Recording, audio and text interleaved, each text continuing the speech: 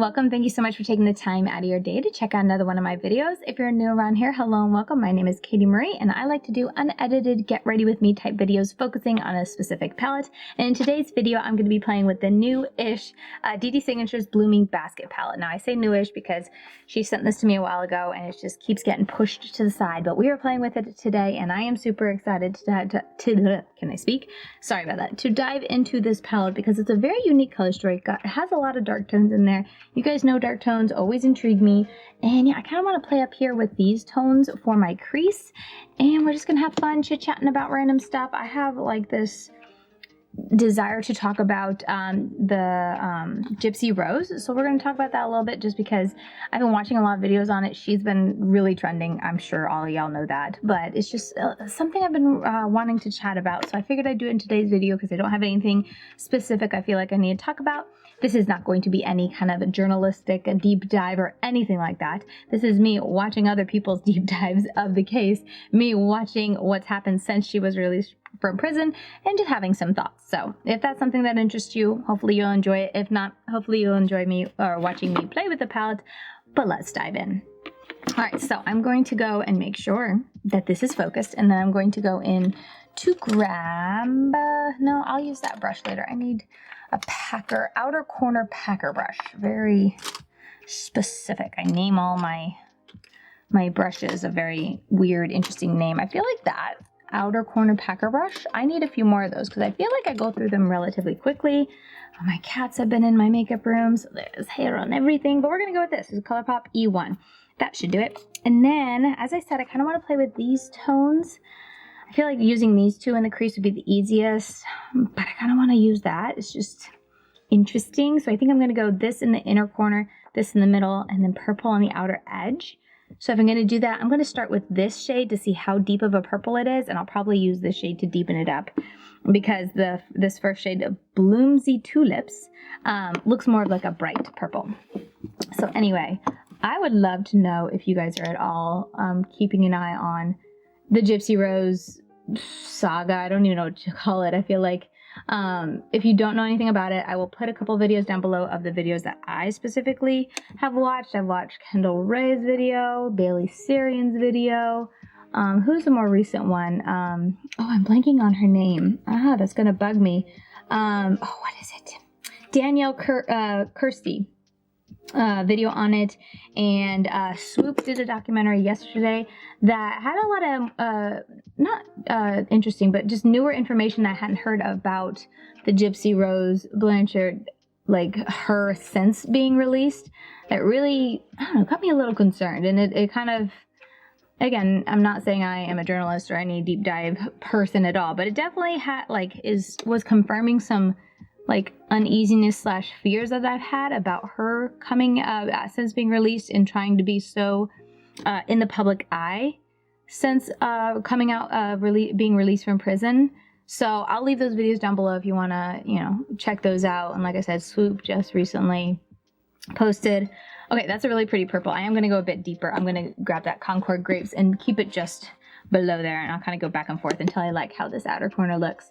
But Swoop did a really good documentary, and I haven't been watching all of the interviews that Gypsy Rose has been doing since being released or with her husband and all that, but watching the snippets that she included in the video, I don't know, I'm just a little concerned that like history is repeating itself. Not to say it'll end drastically like that. I don't want to throw that out there at all. I'm not saying anything like that, but I just feel like her mother DeDe kind of started this all and was carrying all this facade on the what do you call it, Munchausen by proxy on, because of like, I mean, it was very complex, not to say it's as white and black as that, but like a desire to be famous or be the center of attention, right? I feel like that's a lot of what putting Gypsy through all that for so long was about. She liked the attention, and then now that Gypsy's out of prison, I see a lot of the same patterns almost, or just the same things coming out, which I guess makes sense because it's like,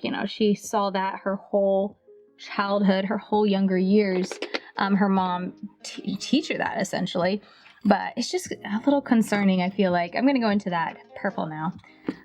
Watching her come out and just keep being in the public eye and kind of some of the things she says too about, I feel like before she was in prison, when she was in prison, she took a lot more responsibility on the fact that she did have a part to play in the, you know, the murder of her mother. But since coming out, I feel like she's like not done a 180, but a lot more distance there. And while granted she didn't do the actual deed, like there was a whole lot of there is a personal responsibility over the fact that she was the one who initiated all that to happen in the first place. And I feel like there's so many cases that have happened even in recent years of people going to prison or going to jail for a long time or a life, not necessarily because they actually did the deed, but they coerced or encouraged that type of thing for someone to end either their life or someone else's life. I forget who that girl was. It was a young case because they were both younger high schoolers, were they? Or young adults, you know, just out of high school type of thing. But she was, I'm so bad with names. So I'm sorry if this annoys you that I don't have like my facts straight, but I can remember stories and stuff really well. But names, I can remember her face, but that obviously doesn't help you as I'm trying to tell you this. But anyway, she went on trial because her boyfriend ended his life, and she had a vital like role in doing that, even though she didn't, you know, do anything physically or, you know, be the one to do it or anything like that. She was a large portion in the encouraging / manipulating / coercing him to do it. So I don't know. I just feel a little, like I said, uneasy, disappointed to see her throwing it so much at oh gosh, I'm blanking on his name. I am blanking on the name, and that's going to bother me because I feel like I should know that. But what's his name? The boy that she got to come over and do it for her. There it is. Okay, I have his face, but that's not helping me. Nick? I think, is that it? Let's go to Google, because if you don't know, Nicholas Godejohn. That's it. I had John in my head, and I'm like, I don't think his name was John, but it's the last name, to do it. And that's been something interesting that I've been watching unfold since she got out of prison. Because I feel like even right when she got out of prison, I had watched a interview of how she seemed to take responsibility of like, you know, yeah, I played a vital part in that. It wasn't right. Should not have done that type of thing. But then a more recent one, I think in the last couple of days of kind of her pushing that onto Godejohn and saying like, no, he's the one who did it. Like he's all the blame on him.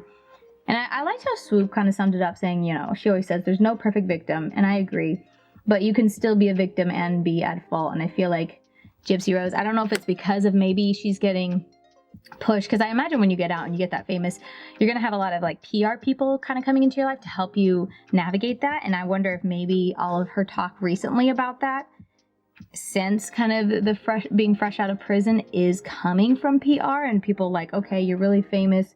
We need to keep this image up of you being, you know, very innocent and just distancing yourself. So I wonder if any of that is coming more so from PR people encouraging her to kind of lay all the blame on Godejohn, I think is what I said. But I don't know, it's been very interesting to watch. And like I said, I feel like there's a little bit of history repeating itself as far as her mom, DeDe, did so much of what she did to her daughter in that desire and that, you know, want for attention. She liked the attention. So that's why, you know, she did so much of what she did to Gypsy Rose, which when you actually sit down and like listen to and hear everything that happened to Gypsy Rose, it is absolutely like horrifying and so sad to think of like doing that to a perfectly healthy and normal, you know, not all of the sicknesses that she was said to have child. Like, that's so sad. But at the same time, it's like I said, two things can be true at once. You can be a victim and can have done or made bad decisions. And that's something I didn't know either, that Swoop mentioned in her documentary about Gypsy actually thinking there was a gun, like her parent. I don't know what I can say on YouTube because I'm not a true crime person. So her mom had a you know, pow. And for protection, I think is what she had told Gypsy. I guess Gypsy thought. Anyway, Gypsy thought it was real, but apparently it wasn't. It was just a BB gun. But she got mad at her mom and used it on her. But obviously nothing happened because it wasn't real. Oh yeah, I need to do the rest of my crease. But like, obviously she did not end her mom's life there, but she definitely had intention. And I mean, as I think anyone who's made a bad decision in your life, immediately afterwards, if you get away or, get away with it, or were thwarted in your initial impulses, you're always like, whew, thankful that that happened, because that could have been really bad.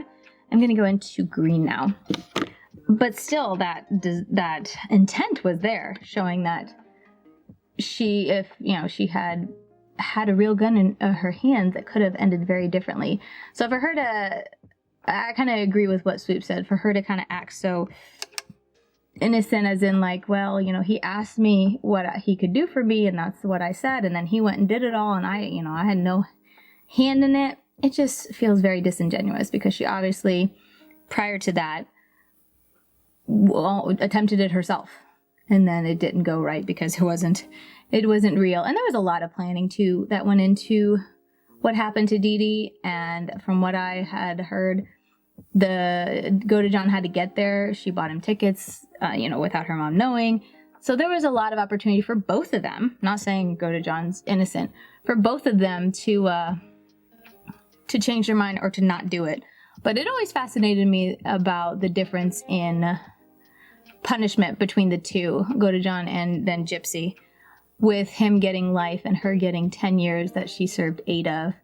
And it's a complex case. Like, I absolutely agree it's complex, because I think a lot of the reason she only got she had such a drastic difference was A, he actually did the deed, obviously, and then B, I think it had a lot to do with the fact that she had so many years of being abused by her parent that I think that had a lot to do with that as well. But still, it's just very interesting. I've listening to that Swoop's documentary has made me want to go back and see if I can find some videos on Godejohn's case to actually listen to it, because a lot of people are saying he didn't get a fair trial, and I don't know, like, I wasn't really into it at the time, so I wasn't paying attention, but I'd like to hear kind of like how the trial went as to why people say he didn't get a fair trial, unless it is just that the reason he didn't get a fair trial is because everyone just laid all the blame on him and let Gypsy off free. Like, do they say he didn't get a fair trial because it was so drastically different from Gypsy, or did something else happen? I'm going to go into tulip blossoms, like information get withheld, or, you know how it can be. So I'd be curious to know that, but I'll have to see if I can find it on YouTube. But it's just been something that's just been, really going around in my head. Like, ever since she came out, I was kind of like, okay, of course she's gonna be pretty popular when she first comes out, because I think because she was such a victim when it all happened, like, everyone, I think it's interesting, the whole what is that word, the social relationship issue, that disconnect, because I feel like a lot of people who heard the case, even if they had never seen DeDe or Gypsy before this, like, felt bad that they didn't notice before, type of thing, and help. But it's like a lot of people, I feel like, also, feel bad because, but they couldn't have, like, ever done anything as far as, like, been in their personal life. And I'm sure people who are in their personal life probably kind of feel bad too. But anyway, I feel like that's why a lot of people were really excited when she got out, because they were like, yay, she was such a victim for so long. Then she had to go to prison over, a really bad decision, but also, like, she was a victim. I think a lot of people felt bad about that. So I kind of expected, honestly, and totally wasn't surprised when she got so popular, right when she got out of prison. But I was kind of hoping she would exit stage right, I don't know what you call it, but, after the hubbub, go and live her life, enjoy her life, type of thing. I'm going to go into tulip for the bottom. These mats are beautiful. But ever since, like, she's definitely not shying away, and she's definitely leading into, like, I'm pretty sure they're doing a actual TV series on her life after prison, type of thing, but she's also got social media she's active on. Her husband that she married in prison I looked at his Instagram, and I think he only started it shortly before she got out, and he's active on that. So it's like, from what I can tell, they're, making a go of it as far as trying to be like social celebrities, social stars, whatever you want. They're not afraid or not afraid, but, like, they're not trying to have a normal life. They're leaning into the limelight. That's the word I'm looking for. And I don't know. I feel like after so long of, being manipulated by her mom and all that stuff, and then going to prison and all that, I don't know. I feel like I was hoping she would kind of want to just go, you know, have a quiet life and not have the limelight on her like she did when she was a kid. I would think, you know, having all these eyes on you all the time, having your mom always like over you, making sure you perform and whatnot, or, you know, threatening you if you don't perform, that type of thing. I feel like that would almost scar you or like, you know, make you shy away from wanting to be in the limelight so much. But she's really leaning into it, which I find so fascinating, which is why I think I said at the beginning of this, I feel like history is repeating itself a little bit. Because even though she says in interviews and whatnot that she like doesn't want to be like her mom at all and doesn't think she's anything like her mom, there are those aspects of like the desire for the limelight and the desire for attention and stuff like that I really see as she's been since she's been out of prison, and like enjoying that. Like she's always kind of addressing people who are her haters and whatnot, always giving them the attention and whatnot. And I don't know, I just feel like I'm a little sad, which is weird because again, what is that?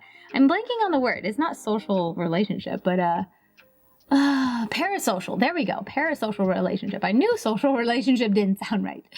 But I feel like we almost have that, or at least I do, that parasocial relationship with her, where I was hoping when she got out of prison that she would be able to go and, you know, do her life and enjoy her life and not having all those eyes on her. But I don't know if maybe it was a decision she made since being released and seeing that all this attention is on her, so she's like, hey, might as well. Or if it was, I feel like maybe I'm just assuming too much, like looking at it from a negative light, but I almost feel like that was just the goal all along,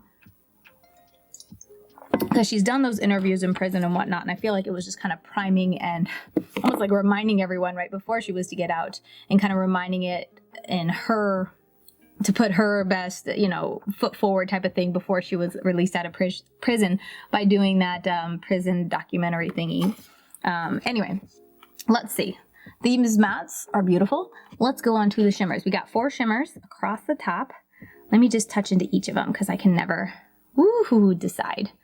Well, this is absolutely stunning. These two and this one looks like an iridescent multichrome, but these two look like multichromes. Yeah, a little bit harder to tell, but this one's like a sea green to purple shift, and then this is like a champagne pink to pink to champagne yellow. This is like a seafoam green to more purpley. Very pretty. What do I want to do? I'm going to do this green on the inner half just because it's stunning, and then on the outer half, should I put this? You know what? I'm going to do these two. That'll be really pretty. This would probably go better with the look. I feel like it'd just be very effortless.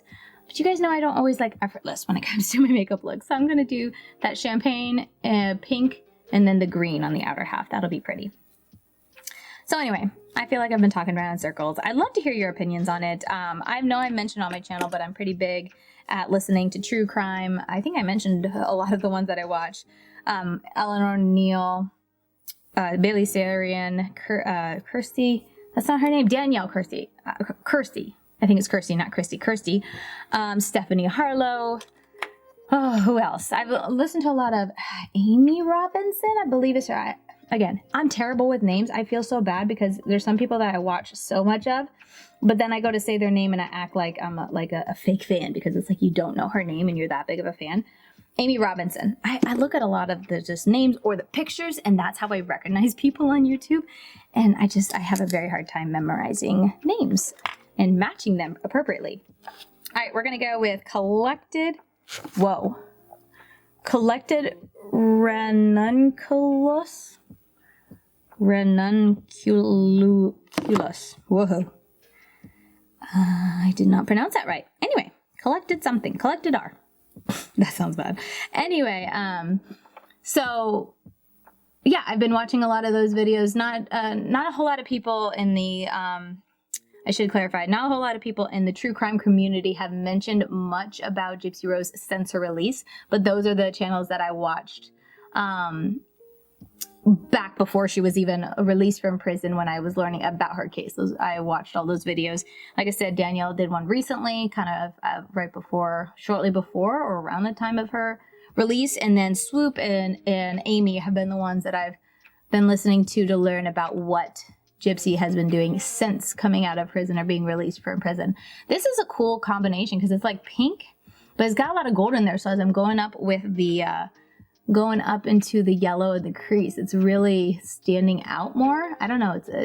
It's pretty. This is definitely a shade. All four of these are shades that would just look beautiful all over the lid, because as it hits different angles or it's next to different colors, it's going to like look a little bit different. So it'll look very complex. Anyway, it's just been on my mind a lot. And then when I watched Swoop, oh yeah, I watched Swoop, and she shared a couple of the interviews as a couple, Gypsy as a couple with her husband. And again, this is coming from only one point of view. I have not gone back to watch the entire interview to kind of see it in full, like the context of it. It's just what was clipped in Swoop's video. But I definitely kind of see that, not manipulation, but that control aspect that was very evident when you would go back and watch DeDe and her mom together. You saw how her mom kind of still controlled DeDe in a public setting in interviews and stuff like that. And you see that a little bit, and that's what kind of just makes me like uncomfort. Okay, what did I say was this? Oh yeah, we're gonna go into the green. I'm not using either of these. They're a lot more, they seem to be a lot more flaky, iridescent. Oh, so pretty. Oh, I want to do this one because it's, okay, we're going to change our mind. I'm sorry, we're not doing the green. This Cherry Blossom, oh my goodness. And it looks like it'd be very chunky, but it's actually picking up pretty darn smooth. It's like one of those ColourPop Super Shock. I wonder when they created those, if they realized that we would use that to describe anything that had a jelly-like consistency after that. Anyway, where was I? I don't know, it's just, it's made me a little bit apprehensive to see what the future holds. Like I said, not saying that history repeating itself as far as like the tragic way that it happened with DeDe and Gypsy, but that whole desire and, you know, thirst, I don't know, desire, we're just gonna, I don't need to, why do I need to say two words? Desire for popularity / attention that her mom had. And I think that fueled a lot of her, you know, a lot of her reasons for doing that to Gypsy and doing that to her daughter was for that attention. And it was, you know, the reason she did it was fueled by wanting attention. And I can see some of that a little bit in, you know, the interviews with her husband, and not even just with her husband, just the way they are together gives me that feel. But then as just a whole, this drive and desire to go and make a YouTube, or I think YouTube, but they're on TikTok, they're on Instagram, they're going to all the places to interview. And just the more she's kind of like laying that blame squarely on Go to John and stuff in recent interviews, it's just kind of like she's trying to clean up her character, and a little bit like she's walking back on the accountability she's taken in the past and stuff like that, as if she's trying to clean it up so that as a public figure, as an influencer, she can appear more and more as just a victim and not so much as a perpetrator of anything, that type of thing. It's just been a little bit concerning.